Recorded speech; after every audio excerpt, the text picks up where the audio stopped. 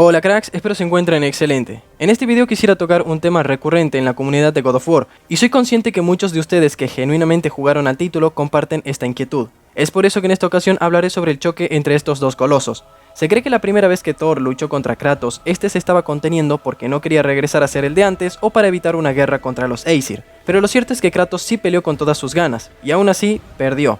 Porque si lo analizamos detalladamente, Kratos sí usó la ira espartana, es decir, su power up por excelencia, demostrando que iba en serio. Ahora sí va en serio. Pero ni eso hizo retroceder a Thor, sino todo lo contrario, lo embriagó de poder y deseos de seguir luchando, llevando a Kratos al límite, como cuando lo reanima con Mjolnir simplemente por diversión, concediéndole al espartano un segundo round. Por lo que la humillación es todavía mayor, pues Kratos no solo perdió en términos de fuerza, sino que emocionalmente y en el orgullo también fue severamente machacado. Sin mencionar que Kratos atacó por la espalda a su rival, un acto deshonroso para un espartano, cabe aclarar. Si no peleas sucio, no estás peleando, ¿no es así? Y mucho peor viniendo de Kratos, alguien que en el pasado jamás recurrió al juego sucio contra ningún adversario. Pero Thor le demostró estar a un nivel totalmente nuevo para el fantasma de Esparta. En un momento, Kratos hizo algo que jamás tuvo que hacer en su vida, recurrir a la intimidación verbal. ¿Conoces mi pasado? ¿Lo del fantasma de Esparta? Sí. Entonces sabes de lo que soy capaz.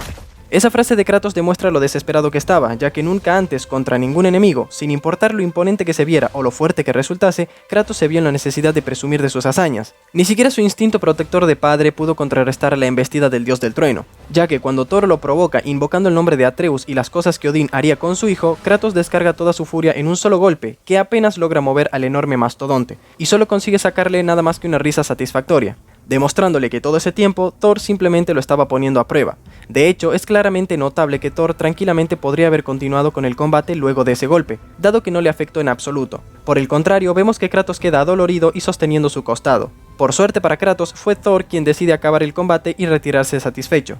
Y créanme que he visto muchos comentarios argumentando que Kratos ganó simplemente porque le sacó una muela a Thor. Quiero creer que no hace falta explicarlo, pero perder una pieza dental durante una pelea en la que podrías perder mucho más no significa estar derrotado. Así que en este punto, Kratos debió estar agradecido de que el Aesir se fuera. Por último, en el guión original, Thor mataba a Kratos y lo enviaba a Helheim, donde pasaría unos 20 años hasta que un Atreus adulto lo traería de vuelta, demostrando por primera vez en la saga que Kratos no podía burlar a la muerte como lo hizo en Grecia. Kratos died in the Thor fight at the very beginning of the game. Oh, wow. And so, he was going to die, and then it wasn't a permanent death. What was going to happen, and I don't care, we can tell this because it doesn't happen anymore. So this is all fan fiction at this point now.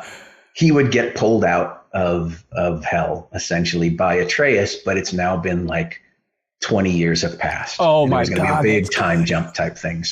Como verán, la idea inicial era mostrar la indiscutida superioridad de Thor sobre Kratos, pero al director Eric Williams no le gustó y los escritores tuvieron que hacer retoques. Según comentan los desarrolladores, estaban buscando una historia que tratara sobre cambiar y dejar ir. Teniendo en cuenta que la mitología nórdica gira en torno a profecías y destinos inevitables, querían plasmar que hasta esto puede modificarse. Y si Kratos moría, sería contradictorio, porque significaría que él no pudo cambiar, ni como personaje, ni su propio destino. Aparte de sentirse cliché, dado que Kratos fue y salió del inframundo varias veces en el pasado. Todos estos cambios narrativos terminaron influyendo negativamente en el personaje de Thor, con tal de que Kratos pueda crecer emocionalmente para dar un mensaje reflexivo y filosófico sobre lo importante que es dejar el pasado atrás y superar los traumas para ser mejores personas. Y aquí abro paréntesis para demostrar que Kratos sí pensaba acabar con Thor tempranamente, pues con cada golpe buscaba sus puntos vitales, 2 veces en el abdomen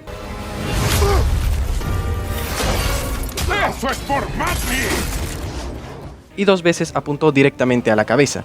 En cambio, Thor nunca tuvo intenciones reales de asesinar a Kratos en su primer enfrentamiento, pues no contaba con el permiso de Odín. Sin embargo, hacia el final del juego, Thor va con todo porque estaba habilitado a matarlo. Y esta vez me permiten matarte. ¿Significa esto que si Thor no se contuvo aquí y Kratos lo venció de todas maneras, eso definitivamente prueba que Kratos es más poderoso? De nuevo, lamento decirlo, pero no. Según los mitos, Thor y la serpiente del mundo se matan mutuamente durante el Ragnarok. La serpiente cae primero, no sin antes haber clavado su colmillo en Thor, quien cae abatido a los pocos segundos, concretamente luego de apenas dar 9 pasos, pues el veneno conocido como Eitir que portaba Jormungandr era letal para un dios, incluso un Aesir tan poderoso como Thor. En el juego de 2018, Jormungandr imbuye el filo del hacha Leviathan con su veneno Eitir, pero obviamente en una dosis mucho menor. razón por la cual se teorizó por aquel entonces en la comunidad que ese sería el recurso que aprovecharía Kratos para vencer a Thor en la secuela, pero sorpresa, no fue así. O quizá un poco, ya que el veneno sí hizo su trabajo, pero como era una cantidad minúscula le tomó mucho más tiempo hacer efecto en la sangre de Thor, y lo fue debilitando poco a poco a lo largo de todo lo que dura el juego. Por eso su herida nunca sanó y además el dios estaba sufriendo las consecuencias del efecto nocivo del veneno en su cuerpo. A esta conclusión puede llegar cualquiera usando el sentido común. Si trasladamos esto a la vida real, cuando una serpiente venenosa muerde a una persona, sabemos que la muerte no llega instantáneamente, sino a los pocos minutos u horas, dependiendo de la cantidad y tipo de veneno. Ahora bien, considerando que Thor era un dios y que el hacha de Kratos solo contaba con una pequeñísima medida de Aether, es más que obvio que Thor no iba a sentir los efectos de inmediato ni a corto plazo, sino más adelante. Y creo que es justamente por eso que los desarrolladores hicieron que Kratos lo corte al principio del juego, para que esto tuviera más sentido. No que Kratos asesinara a Thor en un momento cualquiera y solamente tuvieran un único encuentro. Es más, sin esa ayuda extra de la serpiente, la derrota de Kratos era inminente, porque de lo contrario, que alguien me explique cómo un cuchillito logra clavar en el suelo a un tipo como Thor, y mucho menos después de ver la descomunal fuerza que poseía. En definitiva, los desarrolladores no nerfearon a Kratos por el bien de la trama, nerfearon a Thor por el bien de Kratos. En fin, esos fueron mis argumentos para respaldar mi postura con respecto a la diferencia de fuerza y poder de ambos personajes. Como siempre, espero sus comentarios con teorías, argumentos o datos que pueda haber pasado por alto. Tengan excelente resto del día y nos vemos en el próximo. ¡Esto es por Maggie!